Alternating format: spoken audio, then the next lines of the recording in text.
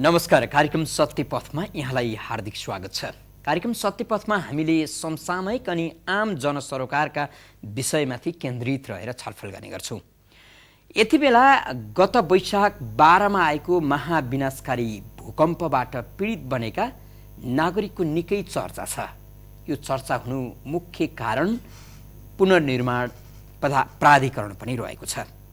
पुनर्निर्माण प्राधिकरण गठन र त्यसको नेतृत्वको राजनीतिक खिचातानीपछि फेरि पनि अब पुनर्निर्माण प्राधिकरणले काम सुरु गर्ने तर्खर गर्दैछ र केही समयभित्रै पीडितहरूले राहत पाउनेछन् भनिएको छ।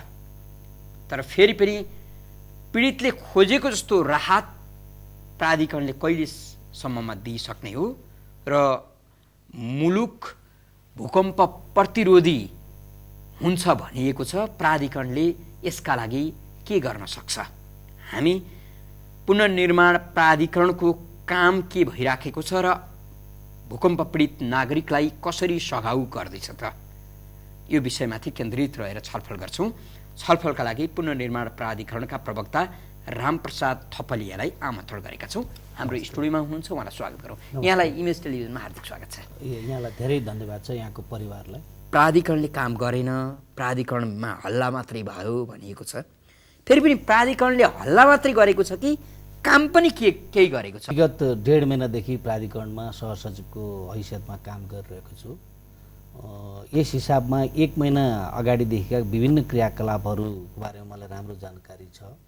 यस बीचमा प्राधिकरणले 3 तहमा, एउटा तपाईँको नीतिगत तहमा, संरचनागत तहमा र कार्यगत तहमा, तीनटै तहमा आफूलाई चाहिँ अगाडि लगिरहेको अवस्था छ। पक्कै पनि यी क्रियाकलापहरूले जबसम्म नतिजा दिँदैनन्, जनस्तरमा प्राधिकरणले चाँडै काम गर्दै हुन्थ्यो भन्ने किसिमको प्रश्न उठ्नु स्वाभाविक हो भन्ने मलाई लाग्छ। कुनै पनि सरकारी कामगरलाई विधि प्रक्रियालाई हामीले छोड्न सकिन्न, संसारमै कहीँ छोड्न सकिन्न।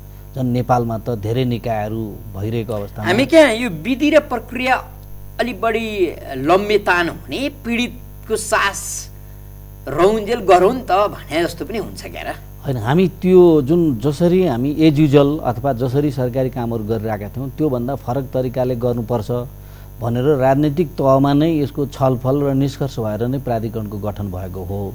यस हिसाबले प्राधिकरणले जुन संरचना बनाएको छ, जुन नीतिगत व्यवस्था गरेको छ, जुन कार्यगत तहमा यसले आफूलाई उपस्थित गराएको छ, त्यसबाट धेरै कुराहरू चाहिँ समाधानतर्फ उन्मुख भइसकेका छन् र यसले चाहिँ प्रक्रियामुखी भन्दा पनि परिणाममुखी नै भएर यसले काम गर्नेछ भनेर चाहिँ मलाई चाहिँ अब परिणाम कहिलेदेखि आउला त? अब यो सुरु भएको छ। मलाई चाहिँ पहिलो कुरा त जुन हाम्रो चाहिँ 5 वर्षभित्रमा जसरी हामीले पिडिएनए तयार गऱ्यौँ, अब भूकम्पपछिको क्षतिको मूल्याङ्कन त्यसले राम्रो गर्यो र त्यो एउटा चाहिँ राष्ट्रिय अन्तर्राष्ट्रिय रूपमा राम्रो एउटा डकुमेन्ट पनि बन्यो र अहिले हामीलाई काम सुरु गर्ने एउटा चाहिँ आधार स्तम्भ पनि त्यो पिडिएनएको रिपोर्ट भएको छ। त्यस्तै पोस्ट डिजास्टर एसेसिङ रिपोर्ट जस्तै अब हामीले अर्को चाहिँ post disaster recovery reconstruction framework हामीले तयार गर्दछौँ। विभिन्न लाइन मिनिस्ट्रीहरूको संलग्नतामा डोनरहरूलाई समेत एउटै प्लेटफर्ममा राखेर यो प्रतिवेदन तयार हुँदैछ। यो प्रतिवेदन हामी वैशाख 12 गते नै सार्वजनिक गरेर हामीले काम गरिरहेका छौँ। प्राधिकरणले गर्ने चाहिँ के हो? जस्तो भूकम्प पीडित नागरिक जसको घर भत्कियो, पूर्ण रूपमा जसको घर आंशिक रूपमा भत्कियो, अहिलेको बुझाइ चाहिँ नेपाल सरकारले महत्त्वपूर्ण निकाय जन्माएको छ पुनर्निर्माण प्राधिकरण, उसले हाम्रो घर बनाइदिनेछ भन्ने छ। पीडितका लागि प्राधिकरणले ठ्याक्कै गर्ने चिज चाहिँ के हो? बुझिने गरी भनिदिनुहोस् न। एकदम बुझ्ने गर्ने मैले चाहिँ भन्नुपर्दाखेरिमा सबै भूकम्प पीडित परिवारहरूलाई म आग्रह गर्न चाहन्छु कि सरकारले घर बनाउने होइन, प्राधिकरणले आफै काम गर्दैन, प्राधिकरणले काम गराउने हो र जनताले घर बनाउने हो। उहाँहरूलाई हामी घर बनाउनको लागि 3 किस्तामा 2 लाख रुपियाँ उपलब्ध गराउँछौँ र त्यो पैसा उहाँहरूलाई हामी नगदमा उपलब्ध गराउँदैनौँ। उहाँहरूको सम्झौता गर्नुपर्छ। उहाँहरूले सम्झौता गरिसकेपछि उहाँहरूले ब्याङ्क खाता पनि खोल्नुपर्नेछ। ब्याङ्क खाता उहाँहरूले सम्झौता गरेकै ठाउँमा खोलाउनको लागि हामीले विभिन्न ब्याङ्कहरूसँग प्रयास गरिरहेछौँ र त्यो 1-2 दिनमै निश्चित हुने अवस्था छ। त्यसपछि उहाँहरूको ब्याङ्क खातामा सम्झौता भएको 7 दिनभित्रमा ब्याङ्क खातामा पैसा राख्नुपर्छ सम्बन्धित ब्याङ्कले भनेर हामीले कानुनले व्यवस्था गरेको छ। त्यो व्यवस्थाअनुसार हामी उहाँहरूको चाहिँ पहिलो किस्ता 50,000 उपलब्ध गराउँछौँ। 50,000 रुपियाँ उपलब्ध गराइसकेपछि उहाँले जगको काम गर्नुपर्छ। जगको काम गरिसकेको त्यो प्राविधिक पनि हामी गाउँमै खटाउँछौँ। त्यसको लागि शहरी विकास विभागले सबै तहका गरेर 2600 भन्दा बढी इन्जिनियरहरू प्राविधिक कर्मचारीहरूको चाहिँ अहिले आवेदन माग गरिसकेको छ र त्यस्ता कर्मचारीहरूलाई हामी स्रोत केन्द्र अथवा गाविस तहसम्म नै हामी परिचालित गर्नेछौँ। उहाँहरूले भेरिफाई गरेर दिइसकेपछि उहाँले दोस्रो किस्ता रकम पाउनुहुनेछ। मानौँ उहाँले पहिलो किस्ता लिएको तुरुन्तै घर बनाउनु भएन, अर्थात् 5-6 महिनासम्म पनि घर बनाउनु भएन भने उहाँले दोस्रो किस्ता लिन सक्नुहुन्न। अब यहीँनिर जस्तो साह्रै सुन्दर कुरा, ब्याङ्कबाट कारोबार हुने भयो, तर फेरि पनि भूकम्प प्रभावित ग्रामीण भेगहरू जहाँ सडकबाट हिँडेर घर पुग्न 2 दिन लाग्न सक्छ, त्यस्तो ठाउँहरू छ जहाँ ब्याङ्क जान सक्दैन, ब्याङ्कमा आउनको लागि 1 हप्ता खर्च जुटाएर आउनुपर्छ। अब ती पीडितले सरकारले दिएको राहत महसुस गर्लान् कि पीडा महसुस गर्लान्? होइन, पहिलो कुरा त हामीले यसलाई अब राहत भन्ने कुरै भएन। राहत त हामीले चाहिँ सहयोग भन्छौँ हामीले, होइन, सहयोगको लागि। अब त्यसको लागि उहाँहरूलाई कसरी नजिकसम्म ब्याङ्किङ सेवा पुर्याउन सकिन्छ भनेर हिजो पनि राष्ट्र ब्याङ्कका गभर्नरको कार्यकक्षमा हाम्रो प्राधिकरणका कार्यकारी अधिकृतज्यू, सचिवज्यू, अर्थ मन्त्रालय, महालेखा नियन्त्रक कार्यालयका प्रतिनिधिहरू सम्बन्धित हाम्रा ब्याङ्कका जिम्मेवार उच्च तहका वरिष्ठ अधिकारीहरूको बिचमा छलफल भएको थियो। यो धेरै पटक छलफल भइसकेको विषय छ र अलिकति प्राविधिक विषय पनि छ। अब यसमा सुरक्षा र व्यवस्थापकीय व्यवस्था पनि ब्याङ्करले गर्नुपर्ने अवस्था छ। यो एउटा हामीलाई चुनौतीकै रूपमा रहेको छ। तथापि हाम्रो अनुभव पनि के छ भने जसरी हामीले भूकम्प आइसकेपछि 15,000 रुपियाँ जस्ता खरिद गर्न र 10,000 रुपियाँ न्यानो कपडा पार्न जुन क्यास हामीले बाँड्यौँ, त्यसबाट पनि हामीले धेरै पाठहरू चाहिँ सिकेका छौँ। त्यो पनि त्यति सजिलो र व्यवहारिक हुन सकेन। अब अहिलेसम्म पनि कतिपय मानिसहरूले चाहिँ त्यो रकम नपाएको गुनासो तपाईँहरूको सञ्चार माध्यमबाटै हामीले सुन्नुपर्ने अवस्था छ। त्यो भए हुनाले हामी के चाहन्छौँ भने ह्यासल फ्री रूपमा उहाँहरूको सम्बन्धित ब्याङ्कमै पैसा पठाउनुको लागि हामीले सङ्गठनात्मक संरचनाको व्यवस्था गरेका छौँ र यो पैसा तपाईँको सबै थाने विकास मन्त्रालयको केन्द्रीय आयोजना समन्वय युनिट जुन हाम्रो इकाइ छ त्यो इकाइ मार्फत विभिन्न जिल्लाहरूमा जान्छ। जसले ब्याङ्क खाता खोल्दैन उसले सहयोग रकम पाउँदैन? होइन, उहाँले होइन, पैसा अब सम्झौता गरिसकेपछि उहाँले खाता खोल्नुपर्छ र पहिल्यै उहाँले खाता खोल्नु भएको छ र त्यो एरियामा त्यो नै ब्याङ्क छ भनेदेखि त्यही पुरानो खातालाई पनि अब म भूकम्प पीडित हुँ भनेर पीडित तपाईँहरूकोमा आउने कि तपाईँहरूको प्राविधिक टोलीले भूकम्प पीडितको पहिचान गरेपछि भूकम्प पीडित? असाध्यै राम्रो प्रश्न तपाईँले गर्नुभयो। यसमा के छ भनेदेखि हाम्रो प्रक्रिया के हो भने जसरी अहिले हामीले 1500 भन्दा बढी प्राविधिक इन्जिनियरहरू लगाएर सर्वेक्षण गरिरहेका छौँ। यो सर्वेक्षण लामो भयो, अलिक बढी समय लाग्यो, यसले चाहिँ वास्तविक तथ्य दिन सक्दैन भन्ने किसिमका कुराहरू पनि विभिन्न सञ्चार माध्यमहरूबाट उजागर भइरहेकै विषय छ। तर यो समय लागे पनि जुन अहिले भन्नुहोस् न यत्रो चाहिँ 1 वर्ष भइसक्दा पनि अझ पनि कतिपय जिल्ला प्रशासन कार्यालयहरूमा थुप्रै भूकम्प पीडितहरूले चाहिँ कार्ड पाइन, मेरो चाहिँ पैसाको त कुरै छोडिदिनुहोस्, परिचय पत्रै पाइन भनेर पनि धेरै मानिसहरूले चाहिँ गुनासो गरिरहेको अवस्था छ। धेरै जिल्ला दैविक उद्धार समिति यस विषयमा छलफल पनि भइरहेको विषय छ। यो कुराको त समूल अन्त चाहिँ यो तपाईँको सर्वेले गर्नेछ, किनकि प्रत्येक घर भन्नुहोस् न हाम्रो चाहिँ काठमाडौँ उपत्यकाभन्दा बाहिर जिल्लाका भूकम्प पीडित जिल्लाका 11 जिल्लाका घरहरू सबै क्यामेरामा कैद भएका छन् र त्यो हाम्रो एउटा कम्प्युटरमा बसेर हामीले यी काठमाडौँमै बसेर पनि हेर्न सक्ने अवस्था छ। अनुदान वितरण कार्यविधिले चाहिँ के भनेको छ भनेदेखि 5 तहको क्षतिलाई त्यहाँ मानेको छ। 5 तहको क्षतिमा 1 र 2 तहको क्षति भनेको 1 तहको भनेको घेपिन नभएको, 2 तहको भनेको सामान्य मर्मत गरेर रिट्रोफिटिङ गरेर बस्न सक्ने घरहरू। त्यस्ता घरहरू जसको छ, जसले पहिला कार्ड पाउनु भएको भए पनि उहाँहरू चाहिँ अब तपाईँको इलिजिबल लिस्टमा तपाईँको लाभान्वित समूहको चाहिँ सूचीमा उहाँहरूको नाम पर्दैन। त्यो इन्जिनियरहरूले जुन विवरण सङ्कलन गर्नुहुन्छ त्यो विवरण चाहिँ हामी अझै यहाँ चाहिँ प्रशोधन हुन्छ। प्रशोधन भइसकेपछि अब 5 तहको क्षतिमध्ये 3, 4 र 5 ग्रेडिङमा क्षति परेको परिवारको घर मात्रै तपाईँको चाहिँ लाभान्वित समूहको सूचीमा पर्ने हुन्छ। यहाँहरूले यो सर्वेक्षण गरेर प्रतिवेदन तयार गर्दा अर्को वैशाखको लाग्दैन। तपाईँको चाहिँ चैत 15 गतेसम्ममा सकिसक्ने हाम्रो योजना हो। र अहिले जहाँ हामी गएका छौँ त्यो काम सकेकै हामी गाविसहरूमा गएका हौँ।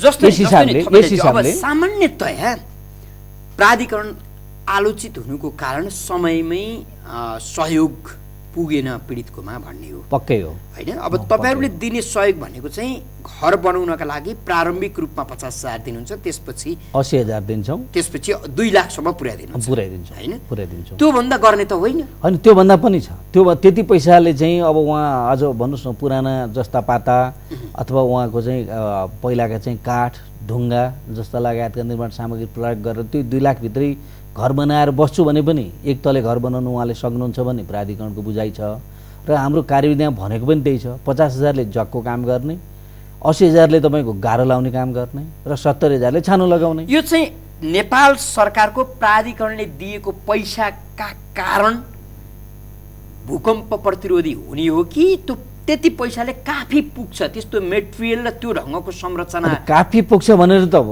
प्राधिकरणले भनेकै छैन होइन। तर भूकम्प प्रतिरोधी उहाँहरूले कल्पना गर्नुहुन्छ नि होइन, भूकम्प प्रतिरोधी बनाउनुको लागि उहाँहरूलाई हामी ज्ञान दिन्छौँ। प्राविधिकहरू जसरी अहिलेसम्म हाम्रो गाउँघरमा घर बनेका छन्, कुनै प्राविधिक दिमाग त त्यहाँ परेको छैन।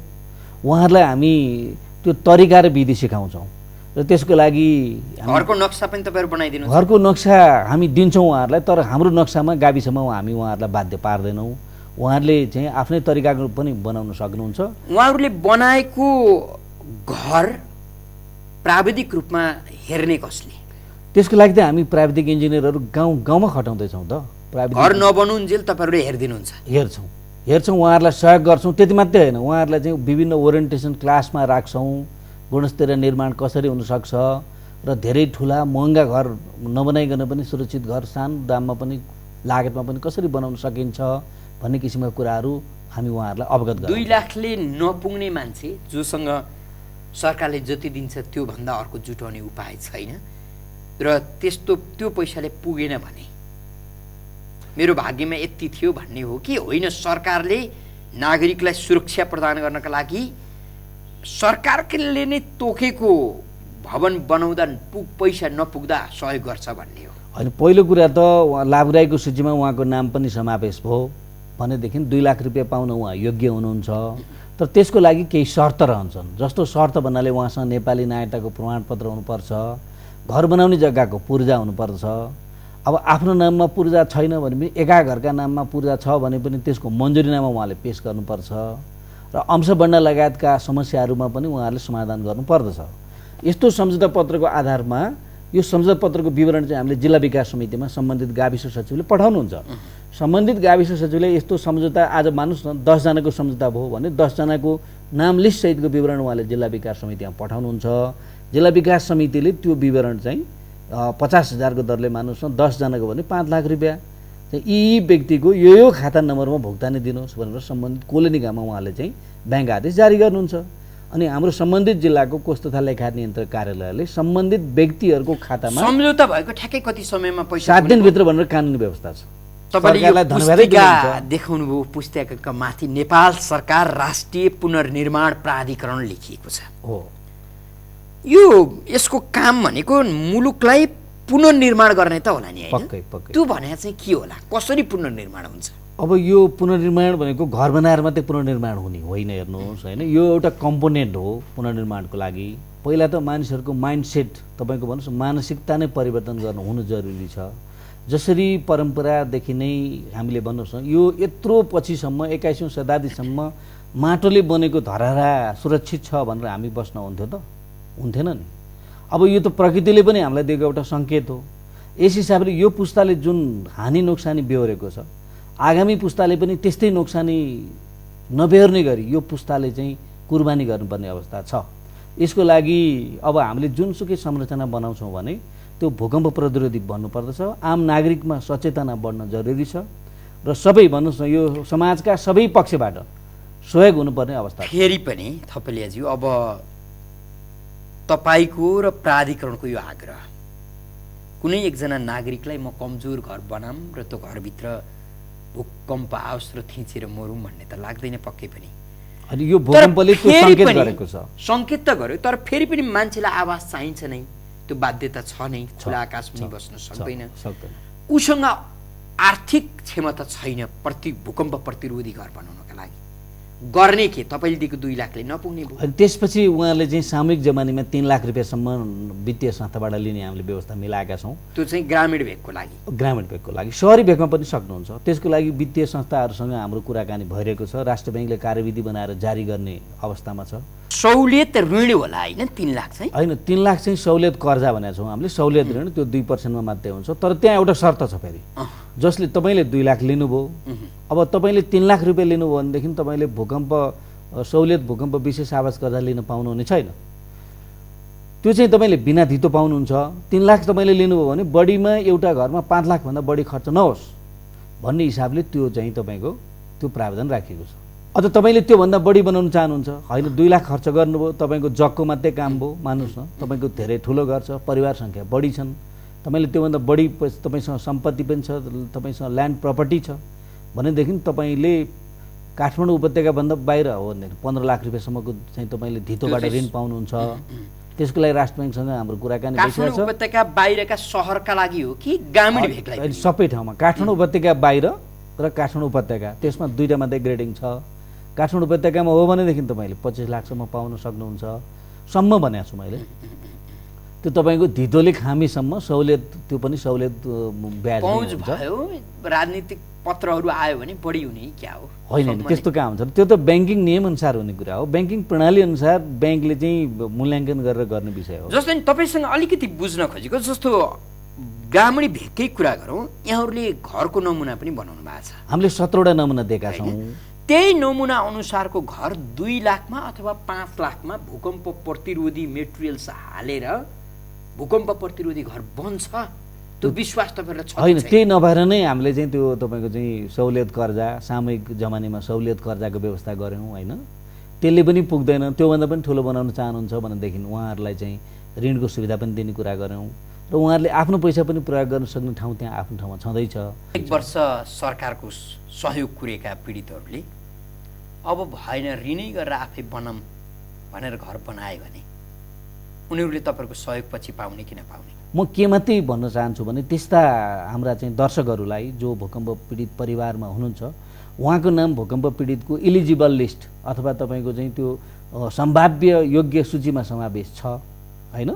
तर उहाँले चाहिँ यो सरकारको अनुदान आउनुभन्दा अगाडि नै भूकम्प प्रतिरोधी घर बनाउनु भयो भनेदेखि उहाँको सम्बन्धमा उहाँले के गर्नुपर्छ त भन्दाखेरिमा यो जुन सम्झौता गाविसहरूमा हुन्छ, नगरपालिकामा हुन्छ, त्यो बेलामा गएर उहाँले चाहिँ आफ्नो नागरिकता पूर्जासहित एउटा त्यहाँ हामीले चाहिँ तपाईँको गुनासोको फर्म चाहिँ बनाएका हुन्छौँ र कर्मचारी पनि खटाएका हुन्छौँ। त्यो ठाउँमा गएर उहाँले फर्म भरेर बुझाउनु पर्नेछ। अब नि बुझाइसक्नुभयो, बुझाइसकेपछि अब अहिलेकै चरणमा त हुँदैन त्यो। पहिलो चरणमा त हामी जसले बनाउनु भएको छैन उहाँलाई नै हामी सहयोग गर्ने भयौँ। दोस्रो चरणमा जो तपाईँले भन्नुभयो जस्ता चाहिँ घर धनीहरू हुनुहुन्छ, उहाँ लाभग्राहीको सूचीमा पनि हुनुहुन्छ, उहाँले घर पनि बनाउनु भयो, भूकम्प प्रतिरोध पनि बनाउनु भएको छ, हाम्रो चाहिँ प्राविधिकले त्यो कुराको सर्टिफाइड पनि गर्छन् भने उहाँहरूलाई यो सुविधाबाट वञ्चित नगराउन यो प्राधिकरणले छलफल गरिरहेको छ। भूकम्प पीडितहरू कहिलेदेखि छानोसहितको घरमा बस्न पाउलान्? अब यो चाहिँ तपाईँको यस्तो छ, अहिले धेरैले मलाई प्रश्न गर्नुहुन्छ, प्रवक्ताको काम गरेको करिब 15 दिन जति भएको छ, सरकारले यो बर्खाभन्दा अगाडि नै घर बनाइदिइसक्छ भनेर चाहिँ मलाई क्वेसन गरिन्छ। अब मैले अघि पनि निवेदन गरेँ, सरकारले घर बनाउने होइन, सरकारले घर बनाउन सहयोग गर्ने हो। हामी सम्बन्धित घरधनीहरूलाई अनुदान दिन्छौँ। सरकारले आश पनि नदेखायो होइन होइन, यो चाहिँ यस्तो छ होइन, आश त तपाईँ होइन, सरकारप्रति आशावादी हुनु त नागरिकको त तपाईँको, तर हेर्नुहोस् न त्यही आशावादी नागरिकको त त्यो मुख्य नै हो नि। सरकार त तपाईँको भन्नुहोस् न सबै जीव सचेत सरकारका अगाडि त हो, तपाईँले भनेको जस्तो नागरिकको अधिकार हो त्यो, तर अधिकार हो। उदासीन सरकारका अगाडि के लाग्छ? 3 महिनाको बिचमा हामीले यत्रो तपाईँको ऐन चाहिँ जारी भइसके पश्चात तपाईँको भन्नुहोस् न नियावली आयो, यत्रा कार्यविधिहरू बनाएको छौँ, दशकौँदेखिको जमिनका सङ्कटहरूलाई समाधान गर्ने कार्यविधि बनाएको छौँ। नियम कार्यविधिले घरको छानो छाइदो रहेनछ। अब यो त यस्तो छ नि त, यो प्राधिकरणको कार्यविधि नै 5 वर्ष दिएको छ। प्राधिकरणको अहिलेको सोचाइमा जुन हाम्रो चाहिँ निजी आवासहरू छ, निजी आवासहरू चाहिँ पहिलो 3 वर्षमा बनिसक्नेछन् भन्ने प्राधिकरणको चाहिँ तपाईँको सोच छ। त्यो अनुसार नै हामी तपाईँको आफ्ना क्रियाकलापलाई अगाडि बढाएर लगिरहेका छौँ। 6 लाख घर तपाईँको चाहिँ जनताले आफैले आफ्नै पैसाले बनाए पनि तपाईँको 1 वर्षमा बन्न सक्दैन। अब कतिपय त तपाईँको चाहिँ विपन्न पनि हुनुहुन्छ, तपाईँको चाहिँ करोडपति मान्छेहरू आज सडकमा आउनुपर्ने अवस्था पनि भएको अवस्था छ। त्यस हिसाबले त यो त धेरै नै मर्का परेको अवस्था अब छ। थपेलाजी जस्तो नि हामी यही आवास निर्माणको मात्रै चर्चा गऱ्यौँ, फेरि पनि पुरातात्विक महत्त्वका सम्पदा पनि ध्वस्त भएका छन्। हो, त्यसको पनि पुनर्निर्माणका लागि प्राधिकरणले जसरी पीडितको आवास बनाउन अग्रसरता देखाएको छ, त्यो अग्रसरताको जिम्मेवारी रहन्छ कि रहँदैन? होइन, त्यो हामीले सुरु गरिसकेका छौँ होइन। अब हामीसँग जुन उपलब्ध स्रोत साधन छ त्यसमध्ये 40 करोड 39 करोड चान्चुन रुपियाँ हामीले पर्यटन तथा संस्कृति मन्त्रालयलाई पठाइसकेका छौँ। करिब उहाँहरूले चाहिँ अझ थप चाहिँ रकमहरू हामीसँग माग गर्नु भएको छ। उहाँलाई पर्यटन मन्त्रालय मात्रै नभएर हामीले विभिन्न 8 वटाभन्दा बढी मन्त्रालय र निकायहरूलाई पुनर्निर्माणको लागि बजेट पठाइसकेका छौँ र अरू मन्त्रालयका कार्यक्रमहरू स्वीकृत गर्ने र हामीसँग भएको चाहिँ बजेटलाई पठाउने क्रम चाहिँ निरन्तर जारी रहनेछ र अन्य क्षेत्रमा पनि यो काम चाहिँ सुरु भएको छ। तर अहिले जनस्तरमा जनताले अथवा तपाईँको चाहिँ भूकम्प पीडित परिवारले रकम पाउनुले नै प्राधिकरणको कामको चाहिँ मूल्याङ्कन हुने अवस्था छ। यो कामलाई चाहिँ हामीले अब 10 जिल्लामा सुरु गर्ने भनेको सिन्धुपाल्चोक र मकवानपुरमा प्राधिकरणले 1 हप्ता अझ पछाडि गएको छ भने 8 जिल्लामा सुरु भएको छ। 28 गतेदेखि सबै ठाउँमा सम्झौता हुन थाल्नेछ। यो सम्झौता हामी उहाँहरूलाई दिन्छौँ, 8 गतेदेखि दिन्छौँ र मलाई भन्नुहोस् 8 गते अब 7 दिनभित्र भनेपछि वैशाखको 5-6 गतेसम्ममा उहाँहरूले चाहिँ रकम पहिलो किस्ता पाउन सक्ने अवस्था सृजना भइसकेको छ। अब यो वैशाख 12 गतेभन्दा अगाडि जुन हामीले नामावली प्राप्त गर्नेछौँ त्यो सबै नामावलीहरू हामी त्यहाँ टाँस्दैछौँ। यसबाट एउटा कुरा प्रश्न हुन्छ, जस्तो भन्नुहोस् अहिले त अब रातो कार्ड लिने धेरैहरू हुनुहुन्छ, अहिलेसम्म पनि कतिपय छुट्टी नै भनेर हिँडिरहेको अवस्थामा को चाहिँ सम्भाव्य सूचीमा छ, को चाहिँ छैन। त्यसले चाहिँ गाउँघरमा एक किसिमको चाहिँ तपाईँको चाहिँ भाइब्रेसन नै त्यसले उत्पन्न गर्छ। त्यसबाट उहाँहरूको मानसिकतामा पनि सरकारको म सूचीमा छु भन्ने भइसकेपछि एक किसिमको आश्वस्तता हुन्छ। सरकारले दिन्छु भनेपछि त दिनै हाल्छ। तर अब यो सरकारी प्रक्रियामा जति चाँडै गर्छु भन्दा पनि केही समय लाग्न गएको। अब तपाईहरुले 5 वर्षको कार्ययोजना बनाएर काम सुरु गर्नु। पछिल्लो 2 वर्षमा चाहिँ हामी तपाईँको भन्नुहोस् सडकदेखि लिएर गएर पुल जुन हाम्रा चाहिँ पूर्वाधारहरू भत्केका 5 वर्षपछि नेपाल कस्तो होला? मलाई लाग्छ 5 वर्षपछि नेपाल धेरै सुन्दर र समुन्नत हुन्छ। त्यो बेलासम्ममा तपाईँको राजनीतिक स्थायित्व पनि नेपालमा भइसक्ने छ। जुन अहिले चाहिँ संविधान जारीले देश भूकम्प प्रतिरोधी बन्छ भन्ने मलाई लाग्छ र त्यो दिशामा नेपाल चाहिँ अनि यसको लागि तपाईँको चाहिँ हामीलाई विदेशी दात्री संस्थाहरूको त्यत्तिकै सहयोग छ, सरकारको प्रतिबद्धता छ, नागरिकहरूको चाहिँ सक्रिय सहभागिता छ। यो पुस्ताले जुन हेर्ने हो भने असन जानुस् अथवा भक्तपुरका पुराना बस्तीमा जानुस्, एउटा घरलाई 12 वटा टेको लाएर अडाइएको छ, त्यो घरको भविष्य के हुन्छ? अनि यो चाहिँ अब यो जुन हाम्रो जग्गा सम्बन्धी जुन समस्या छ नि, त्यो जग्गा सम्बन्धी समस्याले पनि यो कुरालाई केही जटिलता थपेको छ। तथापि राष्ट्रको तर्फबाट गर्नुपर्ने प्रयास चाहिँ सरकारको तर्फबाट भएको छ। सरकारले जुन प्रक्रियाहरू सरलीकरण गर्ने जस्तो जग्गा दर्ता, जग्गा प्राप्ति लगायतका विभिन्न कार्यविधिहरूलाई चाहिँ सरलीकरण गरेको छ। प्राधिकरणले यो म्यान्डेट पाइसकेको अवस्था छ। अब कार्यान्वयनको तहमा जिल्ला प्रशासन, जिल्ला सिडिओ कार्यालय, सिडिओ सम्बन्धित जिल्लाका प्रमुख जिल्लाधिकारी, थाना विकास अधिकारी लगायतको सक्रिय भूमिका प्राधिकरणले खोजेको छ। अब प्राधिकरण जुन सरकारको एउटा छुट्टै अङ्ग पनि होइन, यो सरकारकै एउटा संयन्त्र हो। यो किन बनाइयो त भन्दाखेरिमा यो बिजनेस एज युजुअल भन्दा अलिक फरक तरिकाले काम गर्नुपर्छ भन्ने ढङ्गले यो बनेको छ। नयाँ बन्ने घर अथवा संरचना त भूकम्प प्रतिरोधी होलान्, हजुर, तर अहिले भएका ठडिएका संरचनाहरूका बारे के सोच्छ? अब यसमा चाहिँ छलफल भइरहेको छ। हाम्रो यो आवास जुन महाशाखा छ त्यसले छलफल गरिरहेको अवस्था छ।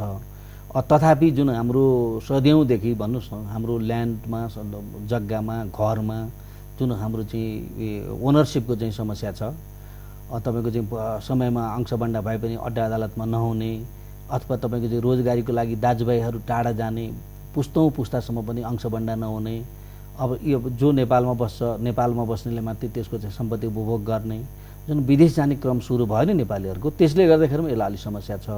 अब सबै दाजुभाइको सल्लाह नभइकन त गाह्रो छ नि त। अब 15,000 रुपियाँ पनि घरमा कसले लिने भनेर जुन हामीले जस्ता पाता किन्न पैसा उपलब्ध गरायौँ, त्यस टाइममा म प्रमुख जिल्लाधिकारी थिएँ। घरमा 15,000 रुपियाँ कसले लिने भन्ने कुरा पनि छलफल गरेर निर्णय गर्न गाह्रो छ हाम्रो परिवारमा। परिवारकै तहबाटै यो समस्या सुरु हुन्छ। तथापि राष्ट्रको तर्फबाट, सरकारको तर्फबाट प्रक्रियाहरू सरलीकरण गरिएका छन्। उहाँहरूलाई चाहिँ यो सरलीकरणको प्रक्रिया मार्फत चाहिँ सबैलाई यो 3 वर्षभित्रमा 6 लाख भन्दा अहिले हामीले अनुमान गरेका छौँ, 6 लाखै जनताले चाहिँ भूकम्प प्रतिरोधी घर बनुन् र नगरपालिका क्षेत्रभित्र नक्सा पनि अनिवार्य छ। उहाँहरूले त्यो गरि नै हाल्नुहुनेछ र र ठुलो घर होइन। अब तपाईँको चाहिँ भन्नुहोस् न भूकम्प प्रतिरोधी विभिन्न खालका उहाँहरूलाई अप्सनहरू दिइन्छ, घर घरमा इन्जिनियर पठाइन्छ उहाँहरूलाई। अब यो इतिहासमै नभएको नेपालमा अब कोही पनि चाहिँ भन्नुहोस् न इन्जिनियर बेरोजगार रहनुपर्ने अवस्था पनि छैन अहिलेको परिस्थितिले। र सरकारले जुन नर्मल तरिकाले रकम खर्च गरेको थियो त्योभन्दा बढोत्तरी हुने गरेर रकम पनि हामीले खर्च गर्दैछौँ। त्यसले गर्दा रोजगारीहरू पनि यहाँ नेपालमा टन्नै तपाईँको चाहिँ प्रशस्त रोजगारीका सम्भावनाहरू पनि खुल्दैछन्। यो पुनर्निर्माणले सही दिशा लिएन भने त यो मलाई लाग्छ नेपालीको लागि अभिशाप पनि हो। हजुर हजुर, रामप्रसाद थपलियाज्यू, यहाँले आफ्नो व्यस्त समय हामीलाई उपलब्ध गराइदिनु भयो, धेरै धेरै धन्यवाद दिन्छौँ। मलाई पनि यहाँको चाहिँ टिभी मार्फत चाहिँ प्राधिकरणका पछिल्ला गतिविधिहरूको बारेमा जुन प्रकाश पार्ने मौका दिनुभयो र पछि पनि यस्ता अवसरहरू तपाईँले दिनुहुनेछ र अहिले आहतमा पर्नु भएको नेपाली जनताहरूलाई केही भने पनि आश्वस्त पार्न सकेको छ। सरकारी प्रक्रियामा केही ढिला भएको यहाँहरूले महसुस गर्नुभएको छ भने आगामी समयमा प्राधिकरण चाहिँ अझ तेजीका साथ एकैपटक एकभन्दा बढी गाविसहरूमा अनुदान सम्झौता गर्ने, तपाईँलाई अनुदान दिने गरी आउँदैछ। हजुर, हस्, धन्यवाद। आदरणीय दर्शकवृन्द, हामीले कार्यक्रम सत्यपथमा भूकम्प पीडित नागरिकलाई सरकारले के गर्दैछ, कसरी सहयोग गर्दैछ, विशेष गरी पुनर्निर्माण प्राधिकरणको काम कारबाही कसरी अगाडि बढेको छ, यो विषयमाथि केन्द्रित रहेर छलफल गऱ्यौँ पुनर्निर्माण प्राधिकरणका प्रवक्ता रामप्रसाद थपलियासँग। कार्यक्रम हेरेर साथ दिनुहुने सम्पूर्ण दर्शकवृन्दलाई धेरै धेरै धन्यवाद दिँदै बिदा हुन्छु। नमस्कार।